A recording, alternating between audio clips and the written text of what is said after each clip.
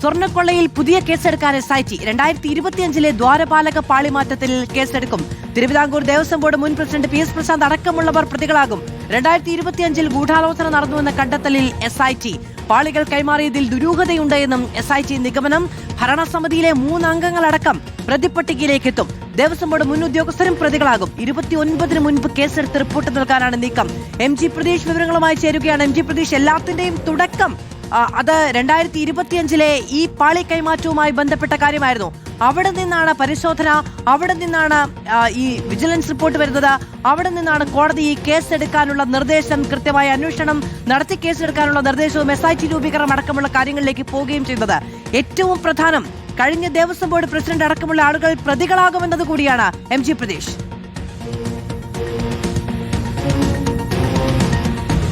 മധു, തീർച്ചയായും ശബരിമല സ്വർണ്ണക്കൊള്ളയിലേക്ക് വഴിതെളിഞ്ഞത് 2025 നടന്ന പാളി കൈമാറ്റമാണ് എന്ന കാര്യത്തിൽ ഒരു സംശയവുമില്ല.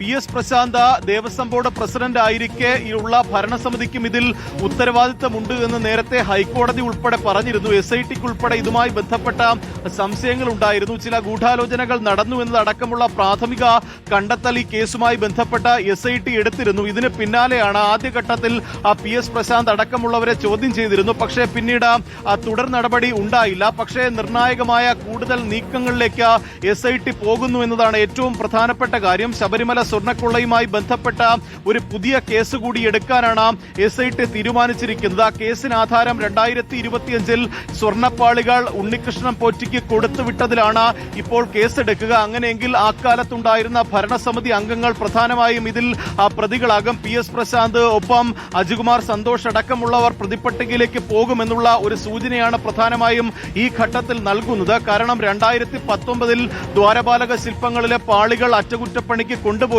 അതിന് പിന്നാലെ 2025 ഈ പാളികൾ കൊണ്ടുപോയതിൽ വലിയ ദുരൂഹതയുണ്ട് എന്നതാണ് പ്രധാനമായും SITയുടെ പ്രാഥമിക കണ്ടെത്തൽ. കാരണം 2019 കൊണ്ടുപോയി വളരെ പെട്ടെന്ന് 5 വർഷത്തിനുള്ളിൽ ആ പാളികൾക്ക് മങ്ങലേൽക്കുന്നു. അങ്ങനെയെങ്കിൽ ആ പാളികൾക്ക് മങ്ങലേറ്റിട്ടുണ്ടെങ്കിൽ അതിൽ ദുരൂഹതയുണ്ടോ, അല്ലെങ്കിൽ അത്തരത്തിൽ ആ സ്വർണ്ണപ്പാളികൾക്ക് പ്രശ്നങ്ങൾ ഉണ്ടായതിന്റെ കാരണങ്ങൾ ഒന്നും തന്നെ അക്കാലത്തെ ഭരണസമിതിയോ ഉദ്യോഗസ്ഥരോ ഒന്നും തന്നെ പരിശോധന നടത്തിയില്ല. തിരുവാഭരണം കമ്മീഷണർക്കടക്കം അതിൽ വീഴ്ച പറ്റിയിട്ടുണ്ട് എന്നതാണ് SITയുടെ നിയമനം. അതിന്റെ കൂടി അടിസ്ഥാനത്തിലാണ് 2025 ഉണ്ണികൃഷ്ണൻ പോറ്റിയുടെ കയ്യിൽ സ്വർണ്ണപ്പാളികൾ കൊടുത്തുവിട്ട ഭരണസമിതിക്കും ഉദ്യോഗസ്ഥർക്കുമെതിരെ കേസ്. അട്ടിമറികളും അന്വേഷണങ്ങളും ഒക്കെ നടക്കുന്ന സമയത്ത് ഈ ദേവസ്വം ബോർഡിന്റെ അധ്യക്ഷനായിരുന്ന PS പ്രശാന്ത് പറഞ്ഞത് താൻ കോടതിയിലെ അനുമതി വാങ്ങി മാത്രം പോകണമെന്ന നിലപാടിലുള്ളയാളായിരുന്നു. മാത്രമല്ല, ഈ ഉദ്യോഗസ്ഥരുടെ കൈവശമല്ലാതെ നേരിട്ട് കൊടുത്തുവിടില്ല എന്ന് താൻ പറഞ്ഞതിൽ ഉണ്ണികൃഷ്ണൻ പോറ്റിക്ക് ബുദ്ധിമുട്ടുണ്ടായിരുന്നു തുടങ്ങിയ കാര്യങ്ങളൊക്കെയാണ്. അതായത് വഴിവിട്ടൊന്നും ചെയ്തിട്ടില്ല, ചെറിയ സാങ്കേതിക വീഴ്ച മാത്രമാണ് ഉണ്ടായത് എന്നുള്ളതായിരുന്നു PS പ്രശാന്തും ആ ദേവസ്വം ബോർഡുമായി ബന്ധപ്പെട്ടുണ്ടായവരും എല്ലാവരും പറയാൻ ശ്രമിച്ചത്.